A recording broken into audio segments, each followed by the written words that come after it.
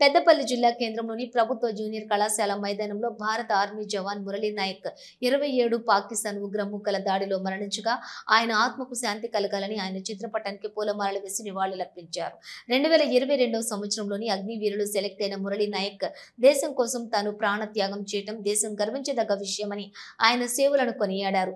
సత్యసాయి జిల్లా గోరంట్ల మండలం కల్లి తండాకు చెందినటువంటి మురళీ నాయక్ దేశం కోసం ఆర్మీ జవాన్ గా అగ్నివీరులు 2022 సంవత్సరంలో అగ్నివీరులు సెలెక్ట్ అయిన మురళీ నాయక్ దేశం కోసం తాను ప్రాణత్యాగం చేయడం దేశం గర్వించదగ్గ విషయమని ఆయన సేవలను కొనియాడారు.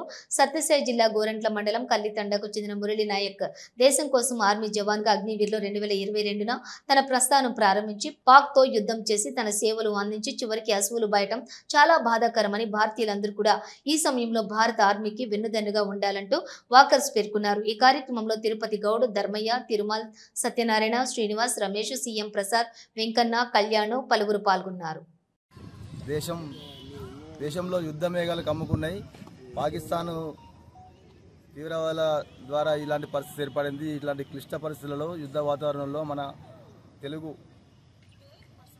రాష్ట్రానికి చెందిన ఆంధ్రప్రదేశ్లోని సత్యసాయి జిల్లాలోని ఒక మన మురళీ నాయక్ అనే జవాన్ వీరమరణం పొందిండు.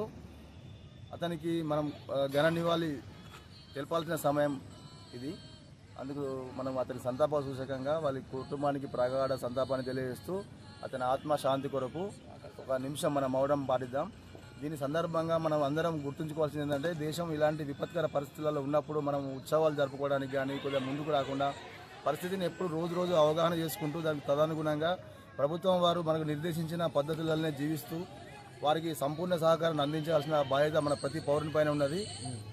దానిలో భాగంగానే మన గ్రౌండ్ నుంచి కూడా ఈ వాతావరణం మంచి నిష్కల్మషంగా ఏర్పడి టెర్రరిస్టులు అంతవరకు మనం ప్రభుత్వానికి సంపూర్ణ సహకారాన్ని అందిస్తూ గ్రౌండ్లో కూడా మనం ప్రతి రోజు జరుపుకునే ఉత్సవాలకు దూరంగా ఉంటూ బర్త్డే పార్టీలు కూడా త్యాగం చేసినాము.